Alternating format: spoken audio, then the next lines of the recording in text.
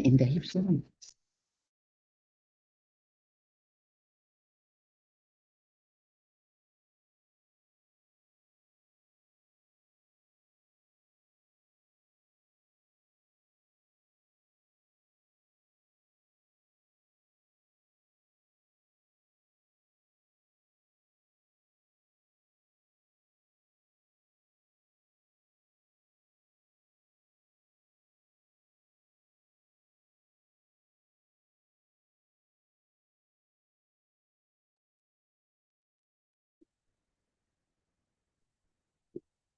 Good afternoon to all. It's our great pleasure to welcome you to today's webinar entitled Scaling Up Finance for Climate Adaptation Beyond COP30 from Pledges to Practice.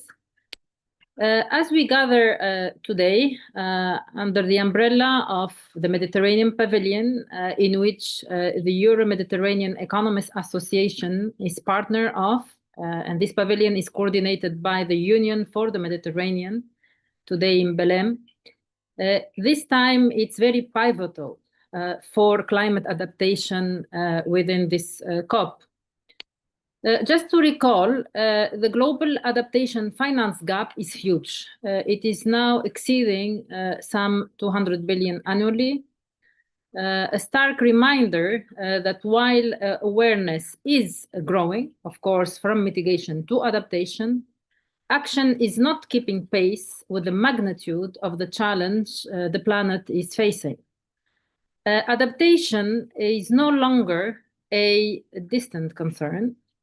It has become the foundation of resilience, equity, and stability for societies worldwide. And this is essential to us to recognize that climate finance for adaptation is still not at all as expected. Now, looking at the COP30, of course, COP30 this year in Belém, everybody's eyes is looking at it. It is also, in fact, the first COP that is hosted in Amazon basin. We expect a very important shift, and this shift should be going from commitment to implementation and action. And this is what we are today going to discuss. In fact, we look around based on the assessments that we have done. We see fragmented, small-scale efforts that have been put together. But then what we're looking at is really a systemic and transformative resilience investments. The investments that we've seen today, they are there. I'm not saying they are not. But it's really very small and to be transformative and to have an impact, not only in Europe, but also in many other developing countries. Today, of course, what is different in Belém, there is a focus on ecosystems, like, for example, the Amazon, the indigenous community, and nature capital also should frame of course, the discussions, the conversations, and it should become also a global turning point where adaptation is delivered. So we need adaptation finance to be delivered. What is important for our region, that is the South Mediterranean, overall the Mediterranean and Africa, this is at the heart of our work at Euro-Mediterranean Economists Association and also at the Euro-Mediterranean Guarantee Network. I'm very happy to welcome today Nagla Bahar, its chairwoman. Adaptation finance, it's really synonymous to climate security, water and food resilience, stable livelihood, and social cohesion. So it's not only to adapt to climate change, but also to really invest to ensure that we are in a resilient economy. And the word today that I would like to share with you also to discuss within this conversation is resilience. So if we look at our regions, we see that there are persistent structural barriers. We know there are sovereign debt pressures in our regions. We know that there is limited de-risking instruments. We know that there is high cost of capital, fragmented governance, fortunately, and insufficient capacity to build investable pipelines. So we need to do much, much more for our regions to scale up adaptation finance and adaptation efforts. So we've heard a lot about mobilization of adaptation finance. We want scaling up of adaptation finance. So going beyond the frontiers, and this is what we would like to see in this COP. So our objective, of course, in this webinar is to try to understand what are the new instruments from transition to resilience bond to regional guarantees platforms like EMGN, as I mentioned, and adaptive insurance models like, for example, the parametric insurance contracts, or also the sovereign, the cat bonds that have been quite instrumental, in fact, to deal with the insurance cost increase that we've seen over the years. Some markets have become uninsured, and this is also something that we need to be aware of. And also to go beyond all of these cost matters and to connect adaptation finance with jobs, health, and nature positive development. So we need to, in a way, think positively for the development of our regions. And also to be very aware during this couple of weeks in Belém, and we would like to feel that there is more actions than words, and hopefully we will not be disappointed. And obviously, we would like to see some actionable commitments to move closer to a climate resilience and inclusive society. So today, I'm very privileged and honored to moderate this session with friends and colleagues who are in the world of investment, guarantees, climate negotiations, and on-the-ground action. And their perspective today is essential for us to better understand where we are standing and where we must go. So thank you very, very much for allocating this time with us. We have 1 hour to have a conversation and really give your idea and your recommendations to this COP. And I'm looking very much forward to solutions-oriented discussion to see where we are going. To start, I would like to introduce Trisha Mani. She's a senior project manager of the Investment Leaders Group, the University of Cambridge, at the Institute for Sustainability Leadership. Trisha, I saw a report, a fantastic report that you have published at the eve of the Belém. And this gives us a very nice view of where we are, where we're standing. So please, Trisha, thank you for joining us today on behalf of the authors team, also yourself, and please, all, here's to you. Thank you, Rim, and it's a pleasure to be here.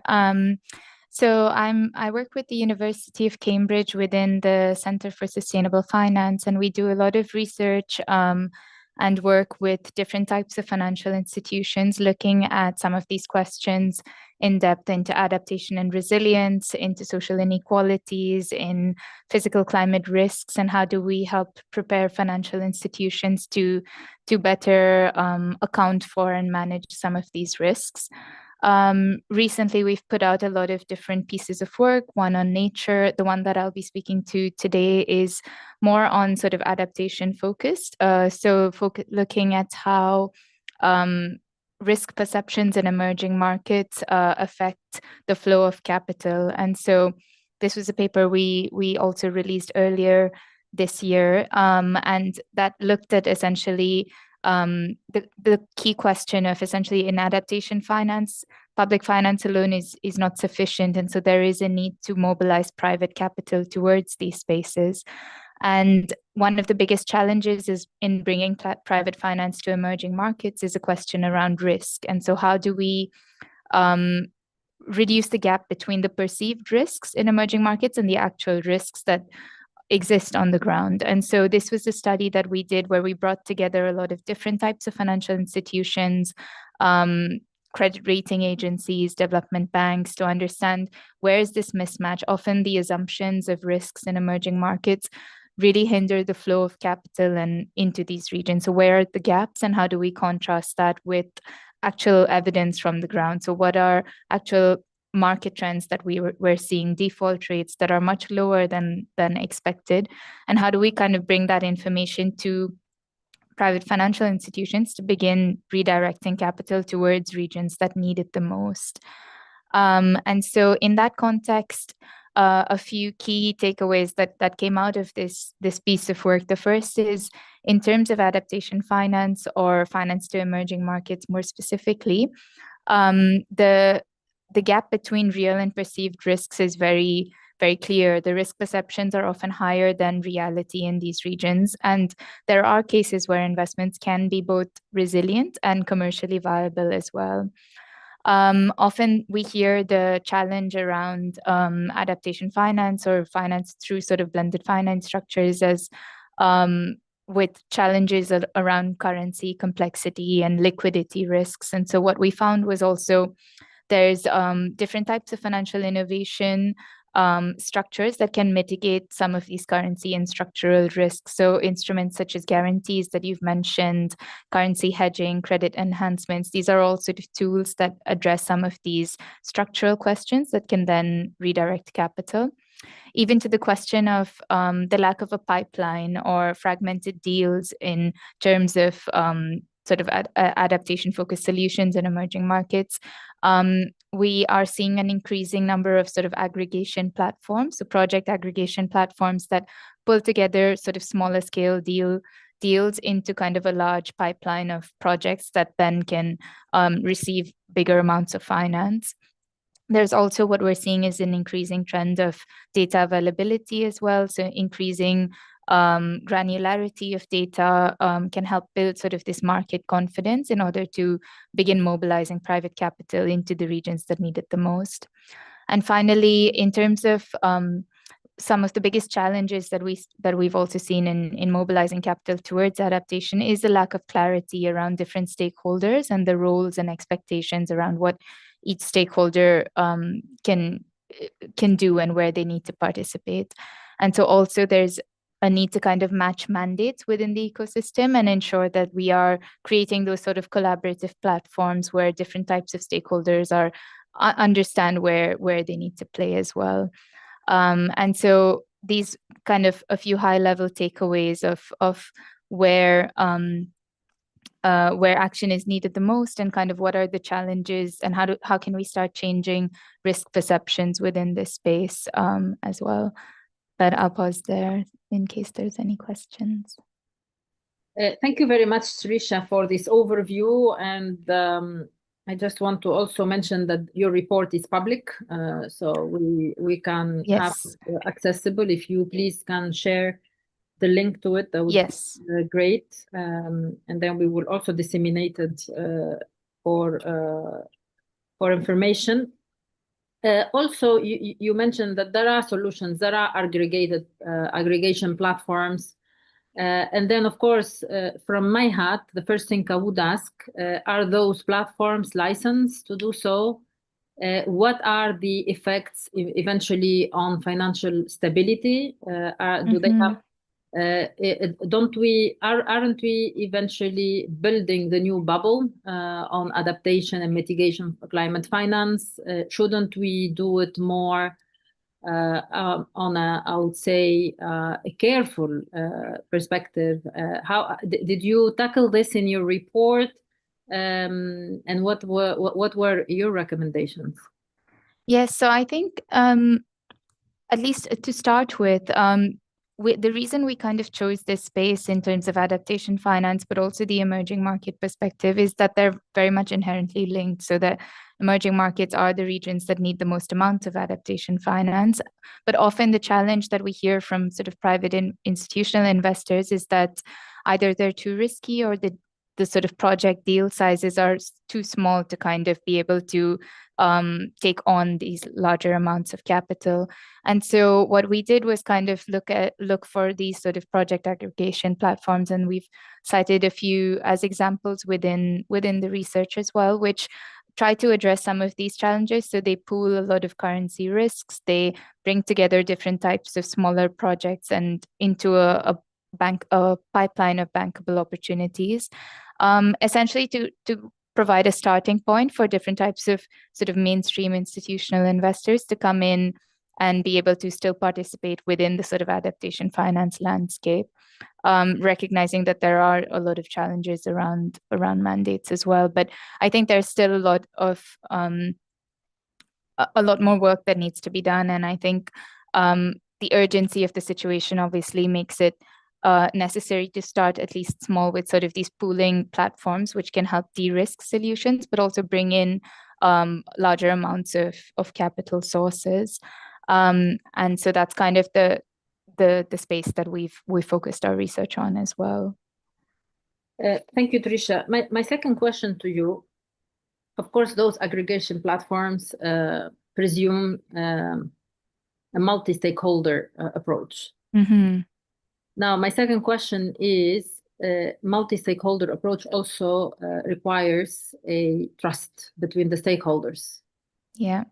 And where are we in trust globally and regionally for those platforms, which are great in times where there is less or more, less fragmentation, just to make it clear. But nowadays we have such a huge fragmentation and this eroding trust. So how do you see this?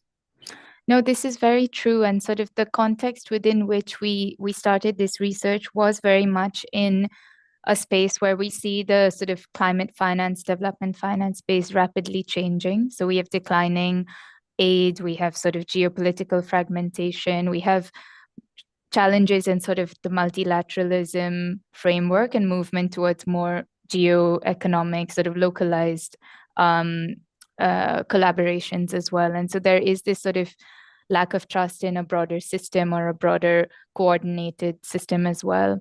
And for us, I think where we came to through the discussions and the research was also essentially the need to focus any kind of solution that we are looking at, any kind of structure, to make sure that it's grounded or embedded within the context of the local like the local context or the local country. So making sure that we are bringing in local institutions, building capacity, rather than sort of just directing finance within these spaces are sort of key elements to rebuild the trust, but also to shift sort of the power dynamics and ensure that we are actually building capacity with the perspective of these kinds of institutions becoming independent as well, without relying on sort of aid or these kinds of development finance as well. And so shifting from kind of a donor recipient context to really a partnership context where we bring in private local financial institutions very much into the conversation as well. And I think that for me would be the first step in kind of rebuilding the trust as well, and ensuring that whatever solutions we are looking at, aggregation platforms, guarantees, or sort of broader multi-stakeholder relationships, we ensure that those most affected have a seat at the table as well. Thank you, Trisha. This is a great introduction for my dear friend Nagla Bahr. Nagla, she's the executive board member of the Credit Guarantee Company in Egypt. And she's the chairwoman of the Euro-Mediterranean Guarantee Network.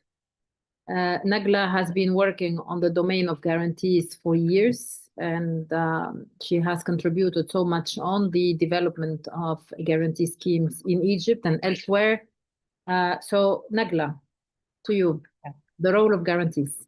Yeah, thank you very much, Reem, actually, for allowing me to participate in such a very interesting and momentum, actually, as you said, the session.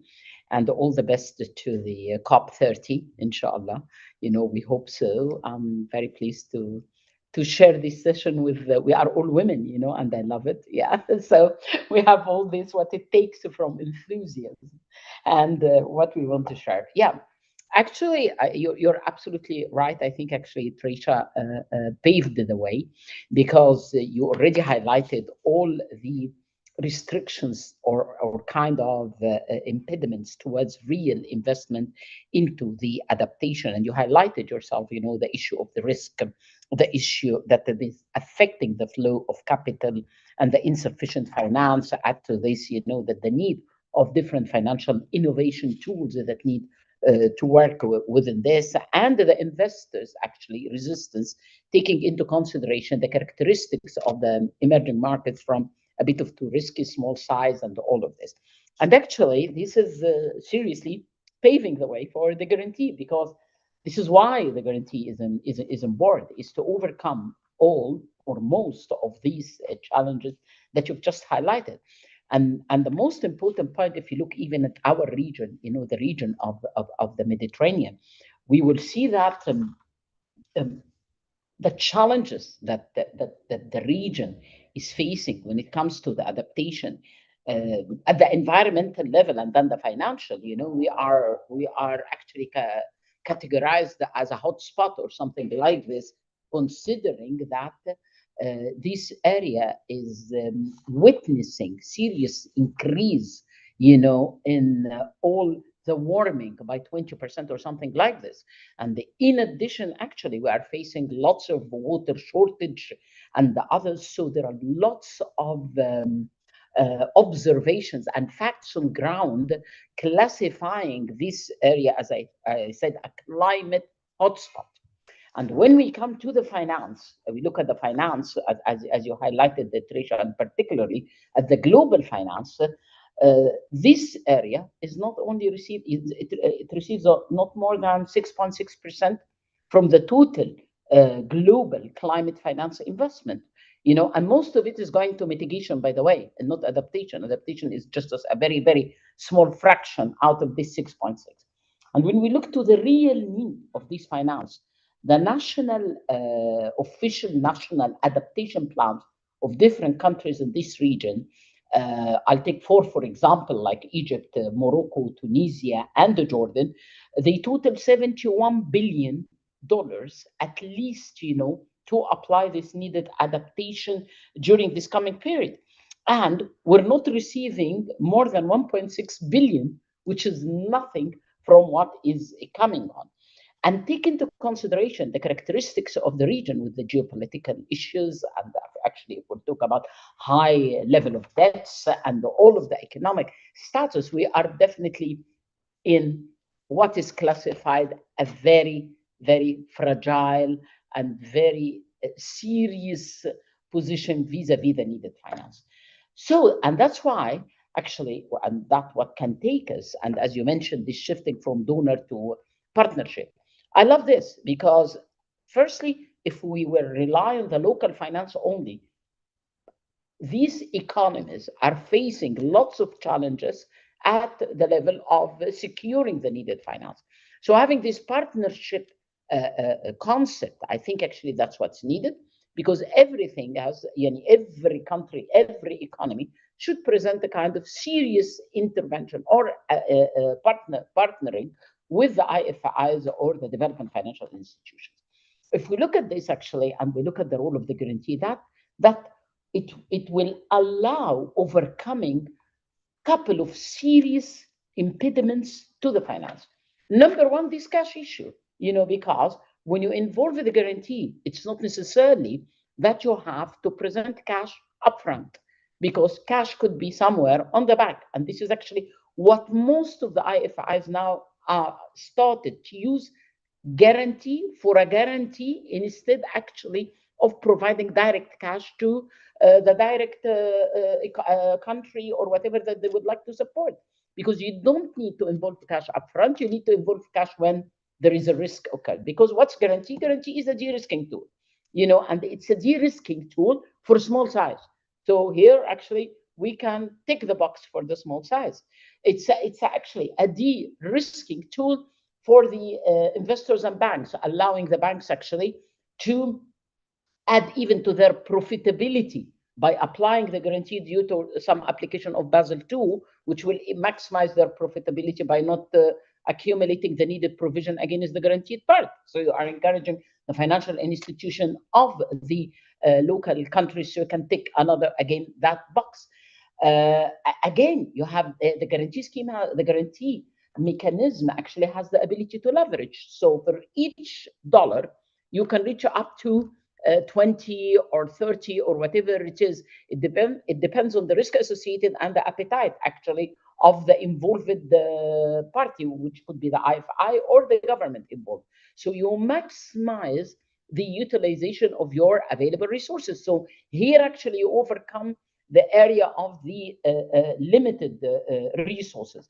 And the other thing, actually, they are geared towards the small and medium only, so they focus only on these small areas.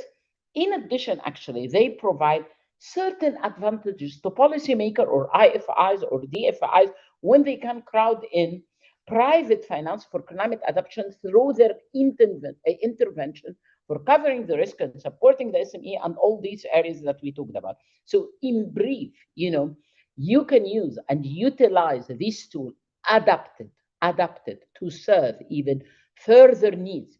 If we are talking now about actually concessional loans or classical loans or whatever it is, no, guarantee could go more than this. Guarantee could go to support bond issuance. Guarantee could go to support sukuk. Guarantee could go to support, other forms in capital market and the others to actually attract and, crowd in the private money to support the adaptation. This is in brief when it comes to the guarantee.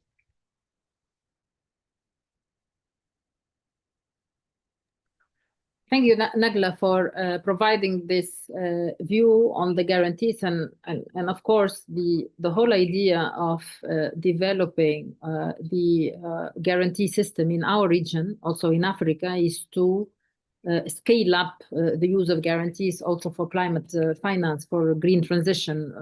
That was all the discussion over the past years. And nowadays, and I think the guarantee institutions are the key partner for also IFIs to take, I would say, the risk, which is the first tranche risk on the local area. So the first tranche. And I think this is also important. It's aligned with what Trisha was mentioning, because in reality, we cannot anymore rely on this idea of donors. The donors will take the risk here and will take the risk there. But more a partnership approach where there is what I call a tranched approach to risk, almost like a CDO type, collateralized debt obligations type of structures, where everyone takes a part of the risk that they can manage. So we move from risk transfer to risk management and risk sharing. And this is what we would like to do. I mean, of course, it takes time, it takes trust, it takes capacity building. And this is also what everybody is aiming at in our region. So with this, I would like to give the floor to Ujala Kadir. Ujala, she's the head of market development at the Development Guarantee Group. And actually, we will hear about this group, and then we will better understand where we're heading with the use of guarantees, at least for our Mediterranean region. Ujala, to you. Thanks so much. Thank you. Can you hear me okay? Okay, perfect. Great. Well, the really interesting points raised by both of the speakers, and yeah, lots of food for thought. So maybe I won't go too much into guarantees since that's been covered really well by Nagla, but just maybe I'd like to start with introducing myself a little bit, just in terms of where I'm coming from before I make the intervention. So, and the reason why I want to share this is that I've been working on adaptation and resilience for the last 25 years. I started on the ground working on rural development on adaptation projects and infrastructure. So that was kind of where I came from at looking at this. And what I realized is that the risks were very, very well known to the communities that were living in those areas. They were not very difficult to understand because they were manifesting themselves quite regularly in these vulnerable populations and countries. I then moved into standard setting, working with the Climate Bonds Initiative, where I was supporting the development of standards on adaptation and resilience. again, what we find when we speak to the scientists is actually the risks are very well known now. Yes, there's a lot of uncertainty, but the direction and the scale of the risk is very well understood. And now I'm here at a guarantee organization, which I'll tell you a bit more about.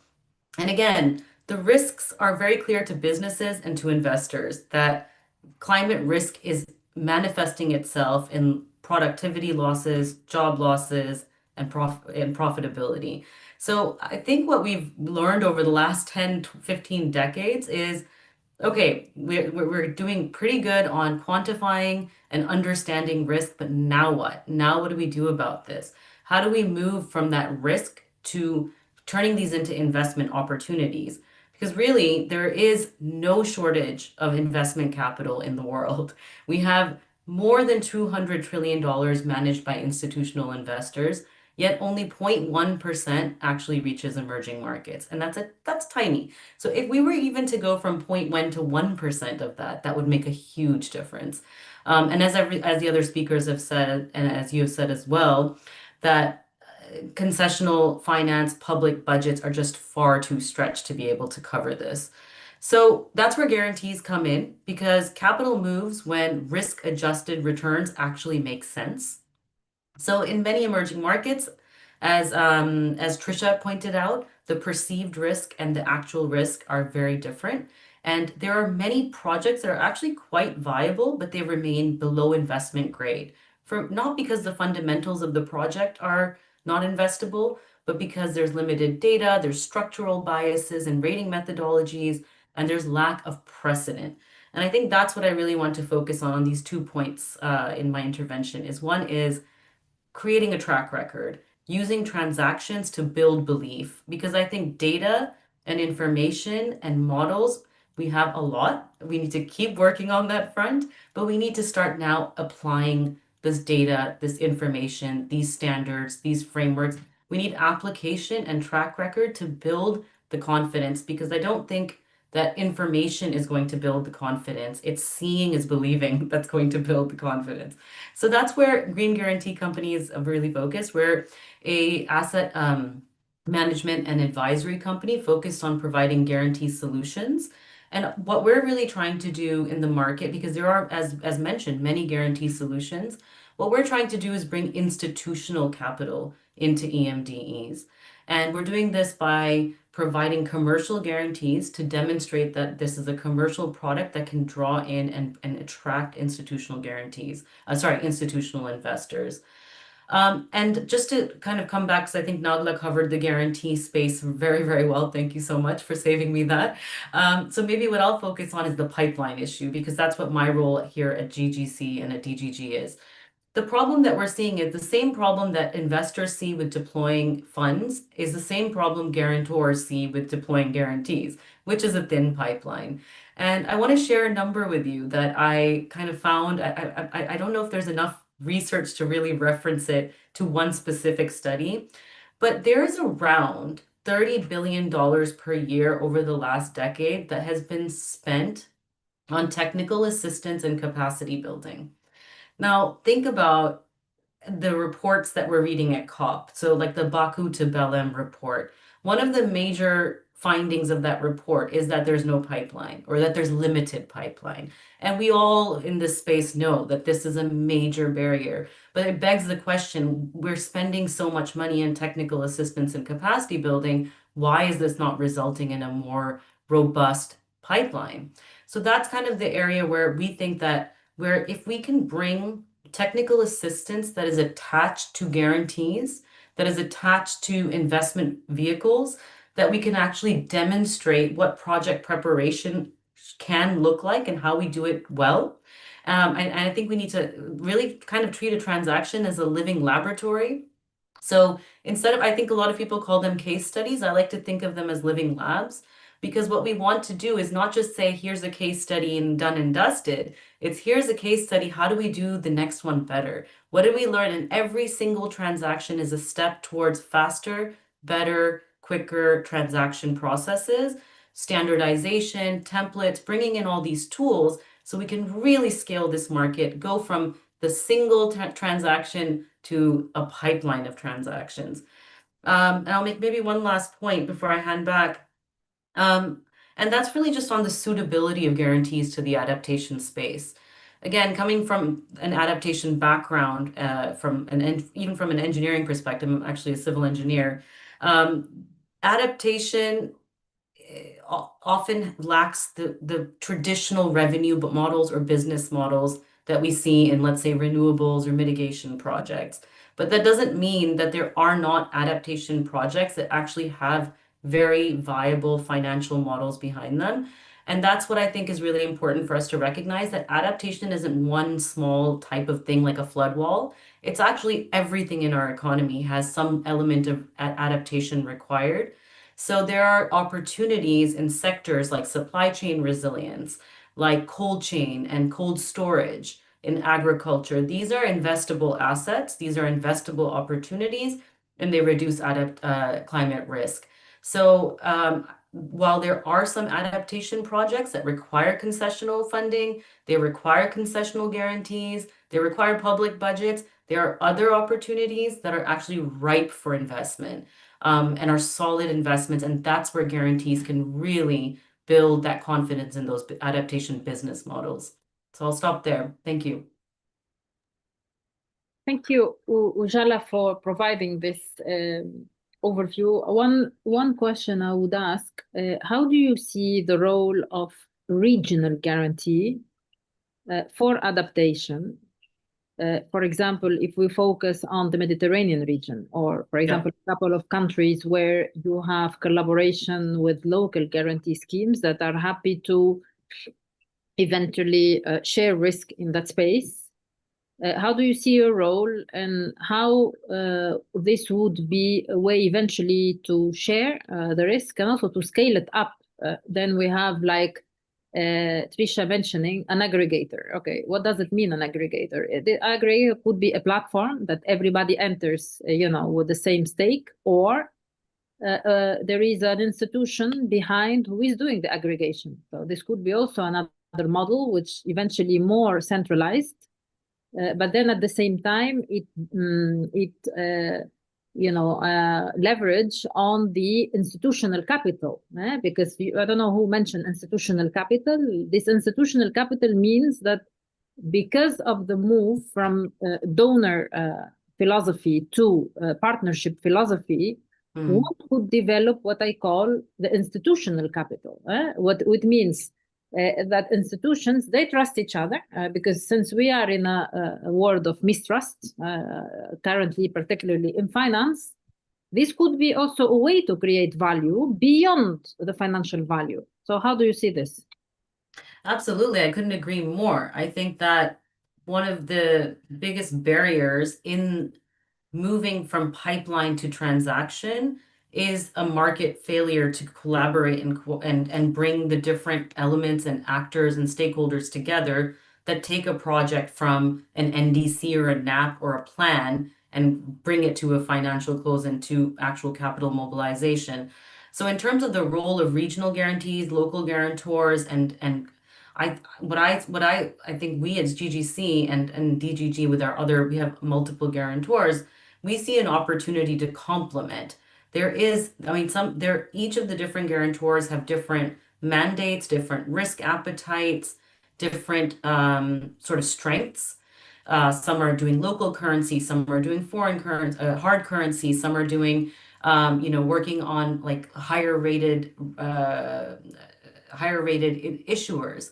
So where we really see our function as in our organization is to really provide support where there's gaps in those markets, where there aren't DFIs or government backed or other blended finance backed guarantors providing a solution, and where it is aligned with our sort of mandate. That's where we see an opportunity. But to go back to your bigger question around institutional capital, 100% agree that we do, in order to make markets, you need to have market makers.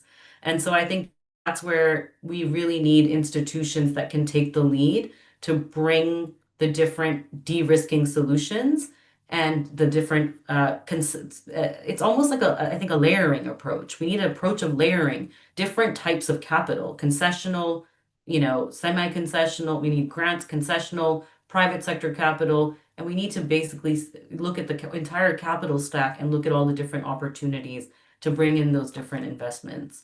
So yes, agree on the need. Ujala, my last question, and feel free not to answer. Of course, I worry about cost always. I mean, of course, everything has a cost and has a price. Obviously, Trisha mentioned that there is a perceived cost on our regions, particularly the emerging markets, African or Mediterranean and others that are still emerging, and the real risk. Okay, so my question to you is, as a guarantee institution, you, of course, depends what are your sources of capital, and if you have cheap sources of capital, do you see yourself as an institution having a risk premium? I mean, I would say, the cost of that risk subsidized, means a bit lower for local guarantee organizations, for example, to take it, or as competitive as what we see in the commercial market, because you also mentioned that. Yeah, no, that's a great question, and we do operate as a commercial guarantor because we are trying to demonstrate and show that you can function as a commercial guarantor in these markets. And the reason for that is that the DFI concessional or other types of concessional guarantees that have public sector or concessional financing also will reach a point when those are also stretched budgets. And so we need to create a market that is sustainable and scalable in the long term. And so absolutely, we do work on a commercial basis. But having said that, what a specialized guarantor can do is really understand the underlying risk and price that risk appropriately. So that's one, I think, advantage that we bring and that guarantors bring. And secondly, it's also not just about pricing, it's about tenor, it's about the length of the financing. So there's other things that I think there are other elements that beneficiaries of guarantees have access to. So they have access to more finance, they have longer tenors. So there's more than just the pricing, I think, in terms of the benefits that are accrued. Now I would like to welcome Haja Nasim. Haja, she's a senior advisor on climate negotiation for the former Minister of State of Environment, Climate Change and Technology. So she's really into this, very much these topics. She's also the member of the Transitional Committee of Loss and Damage Fund and Funding Arrangement. So Haja, thank you very much for joining us from Belém. In fact, today you are in Brazil. So how do you see this discussion? How do you see the funding gap in climate adaptation, particularly you coming from a small country? And you can talk a bit of your own country also, because many countries in the Mediterranean, they suffer from the fact that they are in a hotspot. And I assume your country also is in a hotspot. At the same time, we can see that there are a lot of instruments around there. Still, we are having the philosophy of, covering the risk, either implicit or I would say, or perceived and real. And we're still in the debate. So it's not an easy debate at all in finance when you start pulling money from the pockets and from shareholders particularly. And so how do you see all of this? First, from your position, and you have great positions based on your experience from a small country, but also there in Belém, how do you see all of this? And thank you for joining us again. Thank you so much, Reem, for having me. And it's a great privilege to share this conversation with the fellow panelists. And it's actually given me a lot of hope. I just got to Belém yesterday, so I'm a little jet lagged. And now the negotiations are at the most critical point, but it seems it still feels hopeful despite the challenges ahead. And adaptation is a very big topic. And you just mentioned on how I'm from a small island with a lot of climate impacts, and at the Mediterranean, it feels the same. And I think this is precisely why adaptation should be framed in the global sense, and why this multilateral conversation matters a lot, because while adaptation is experienced locally and it's very context specific, what can be felt in Norway can have immense impact in the Maldives, and the difference would be in our resources, our capabilities, our governance and politics, and how we can tackle it, and how we can overcome it, and how we can look for the future to build resilience that can withstand, hopefully withstand, the impacts that are coming. And that is a very, very scary prospect. But from all of the discussions we've been having in the last hour, we've seen that there's lots of potential for scaling finance for adaptation. And then we have mentioned things about improving and tackling the issues of trust on finance, on the importance of the multilateral space in doing so, and how to bring the private sector along on what seems and what is mostly believed is a municipal and a public good that may or may not have returns. And I think this framing is essentially something that's limiting progress, especially this very political conversations that are happening at COP, because as you know, we are severely lacking in the kinds of finances that needs to be mobilized for adaptation. The new Adaptation Gap Report highlights that. This COP, for it to be successful and being at the heart of the Amazon and to show that we're moving to implementation, needs to really anchor an adaptation finance goal within the larger talks of finance that's ongoing at the moment, to really say this is the amounts that we're going to realistically mobilize post 2025. And this is how countries can possibly frame their adaptation in a more holistic way. So it's not very project-based, but it could be more programmatic, and it has to address adaptation at all the thematic levels that we're discussing the global goal on adaptation here.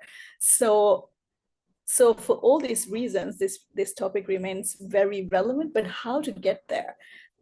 It's very contentious here for small islands and the least developed countries as well, where so many of us are in very deep debt. So our debt situation makes the fiscal space very limited. And this means that any further adaptation finance and support, whether mobilized through the private sector or the multilateral banks, need to consider ways in which this is not going to be a further burden on the countries. And so this is something that's extremely important. And another issue here is that we're also talking about how to mobilize finance from all sources available. And this is contentious in the UNFCCC space for the reasons of the climate justice issues and like who's responsible for paying. But on the other hand, while I'm from a small island state and I'm fully sympathetic and I'm very outraged by what happens to us, we also do not have time. 2030 is around the corner, 1.5 is already passed. So in this case, we need all hands on deck. And therefore, the discussions we've been having around guarantees and other mechanisms to involve private sector to tackle this issue has to be really brought to forefront. And I think it's also important for policymakers and people in negotiations to realize what's the potential of the outside world that exists outside of the UNFCCC and outside of these negotiation rooms, and to have more awareness and knowledge on how we can scale finance, because without that, there's no way that through public financing alone that we can tackle this. So we have to look for innovation. We have to look for meaningful partnerships, and also very courageous politics is required. to make the decisions, because at the end of the day, there are people who would say we're all in this together in this climate crisis, but the reality is that we're not all having the same abilities to tackle it. And this is limited by debt, it is limited by capacities, it is limited by technologies. And so it is a very unequal ecosystem here. So I'm hoping that in the next 2 days that we are able to finally agree on the global goal on adaptation here in Belém, and the indicators which are meant to be very helpful in countries to assess where they're on the adaptation, and are also on better planning for their NAPs, and then in turn have these NAPs turn into investment documents and then to access finance. It still feels quite an uphill battle, but I believe that there is enough good brains, very smart people out there thinking of the solutions for different instruments that can be used, and also for hopeful governance, and any international cooperation would be required to address adaptation at the scale that's required within this very short time frame here. So I'm remaining hopeful, but also very concerned as well. I can imagine, for sure, we always try to think that the governments should do more. And now we are saying that also the private sector has to do more. Now, is it credible that the private sector will forego some of the profits, I would say, toward global actions that may not be directly linked to the profit and loss statement?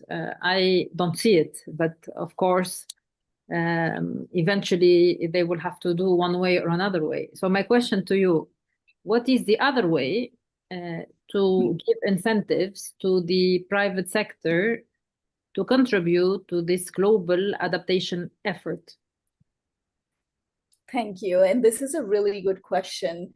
And so if I would take an example of the Maldives, for instance, which we are very famous for our beautiful coral reefs and our world-class tourism, you can imagine with the increase in climate impacts, there's obviously an increase on impacts on what happens on the tourist establishments, for instance, and what it does to investments. And so increasingly, while I was in office as well, we had resorts that would face the damages of a storm, and they do inquire about insurance mechanisms, and they do inquire about like what is the government going to do to help us in this disaster situation, for instance. And so I think there are things that the governments could also do in partnerships with the private sector, for instance, on early warnings, to better plan on how to do the food security on these establishments, but also for it's a global good, and so it will have positive impacts on the rest of the inhabited islands as well, but also on what are the kinds of regulatory things that you need to put in place to do critical infrastructure in a way that is able to address the underlying risks of climate impacts onto these infrastructures, so that it's withstanding the impacts that are coming. And so actually private sector has very good incentives in doing investments in the climate resilient way so that their losses are minimized.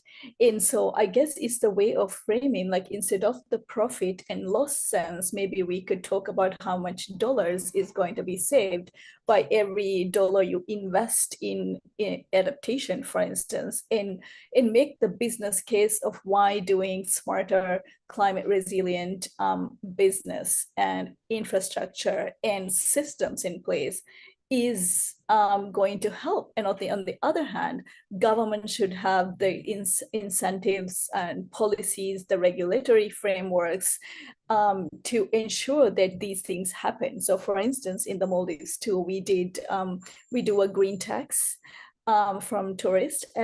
For every tourist that arrives is $6, I believe, something small like this, but it adds up.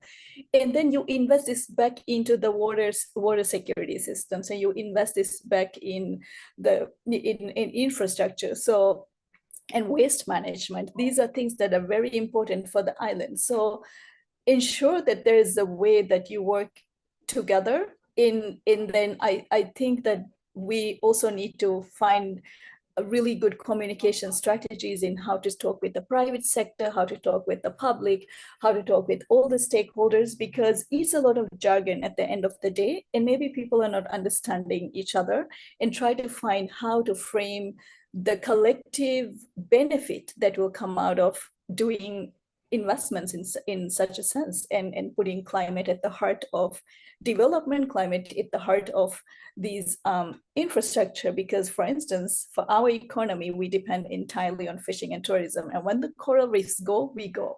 So those are some of my suggestions. Thank you, Hasha. I think you made very clear. Of course, depends on the local environment.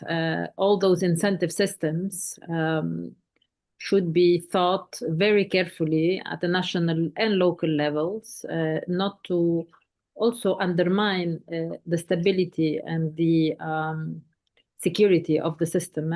So then, of course, when there are what I call the extreme events, extreme risk events. Normally in finance, they are taken by the insurance and reinsurance policy. So you pay them over years. When they materialize, somebody has to pay for it, whoever took the risk. And this is why I always take the case of the CAT bonds, catastrophic bonds. These have functioned very nicely for years when the extreme events were not so frequent. Nowadays, the extreme events are quite frequent, and those CAT bonds may not be the only solutions. So we need to internalize those costs in our distributed functions, or normally distributed functions, in one way or another way. This means that there is more cost that one needs to take in case of climate events in which we have to adapt. Obviously, taxing, it's one way. In your case, for example, in the case of Maldives, it's clear. In other countries, it's a bit difficult, particularly in countries where the effective tax rate is very high overall. So thank you again. So I see the time, and I'm sure that my colleagues will start putting me on call. So we have 3 minutes or 5, okay, let's say 5 minutes left. So each one of you will tell me what is the recommendation for this COP30, and then we will take it in a report, and then we will do the monitoring. So I start with Trisha. Thank you. Recommendation for COP30. I think we have about a whole list of things that we would like to see from this COP, but I think the biggest thing would be maybe more clarity on the sort of gap between the risk perception, so that we can start identifying concrete solutions that can be mobilized, that can help mobilize capital into emerging markets. So building the evidence base, more transactions, more data on risks in emerging markets to understand how we can address this perception gap. Clear. Nagla? I will actually go to my area.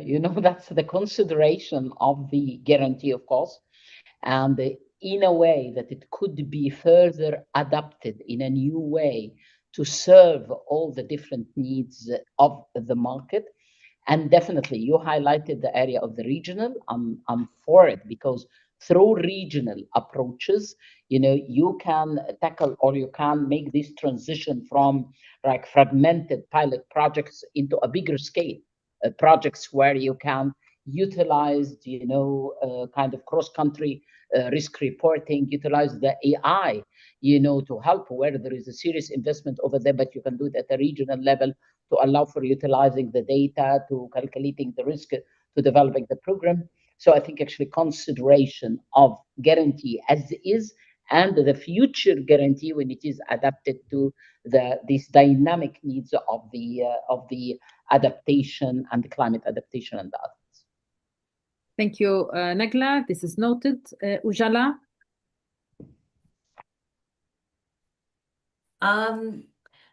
Sorry, I hadn't thought about this before, but I think that the biggest, just from thinking from a COP perspective, one of the most effective things that the sort of multilateral and government sort of policy sector can do is to help create pipelines there's been a lot of work on setting definitions and standards of resilience in the shape of taxonomies. So there are taxonomies everywhere now. Let's take those taxonomies and turn them into investment plans. Let's take our NDCs, our NAPs, our taxonomies, all these frameworks we have, these frameworks that have been developed through very robust processes, and let's move to the next step of this journey, which is turning those into investment opportunities. And when we say turning them into investment opportunities, that really means providing technical assistance, project preparation support, guarantees, and access to understanding what the end investors want. These are the ingredients that will turn these ideas or these strategies into action. So that would be our recommendation. Thank you, Ujala. Hajja, you are there, so you have them all in front of you, please. What is your recommendation? So my recommendation for the parties to continue to have trust in the multilateral process and have the trust that finance will be delivered, there has to be a clear adaptation finance goal that comes out of this COP. It should commit to tripling of the doubling on adaptation finance by 2030, which was a goal that was set in Glasgow in 2019. And so the new annual target of 120 billion by 2030 should happen. And this goal should have like a clear synergy with the global goal on adaptation and the finance goal that is also going to be decided in this, so that this is all taken in a, how do I say it, in a way that it's all connected, in that all of these goals together is going to be helping countries achieve resilience that's going to be required very urgently. Thank you. Thank you, Hajja. I think this is very important, a finance adaptation goal. I hope we will hear good news after this COP. I would like to thank Trisha, Ujala, Hajja, and Nagla for this great conversation. And then you stay tuned with us. We have more events this week. So thank you to my colleagues and hope to see you all soon with good news after COP. Bye-bye.